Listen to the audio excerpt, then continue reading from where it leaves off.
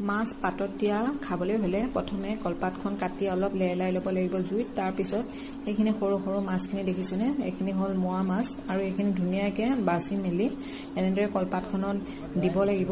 আৰু ইয়াত এতিয়া অকণমান নিমখ আৰু অকণমান তেল, মিঠাতেল দিছোঁ আৰু অকণমান হালধি ইয়াত দি ভালদৰে এইখিনি সানিব লাগিব। আৰু ইয়াত দেখিছে কেঁচা নহৰু আৰু আদা পিছা আৰু জলকীয়াও ফালি দিয়া হৈছে।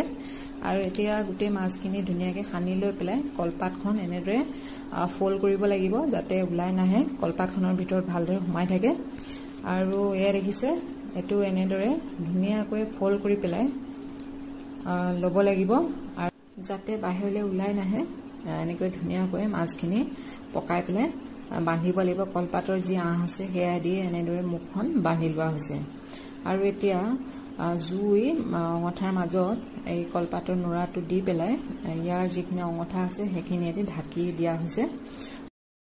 আৰু এয়া দেখিছে হৈ গ'ল যিহেতু, আৰু এতিয়া খুলি পেলাই এয়া দেখিছে মাছখিনি এয়া ইমান ধুনীয়াকৈ সিজি পেলাই ওলাই গৈছে। আৰু যিহেতু পাতত দিয়া হয় খাবলৈ খুবেই টেষ্টি হয়। আৰু এতিয়া ইয়াৰ পৰা এনেদৰে এখন কাঁহীত কাঢ়ি লোৱা হৈছে। আৰু এয়া দেখিছে আমাৰ মোৱা মাছৰ পাতত দিয়া খাবলৈ ৰেডি।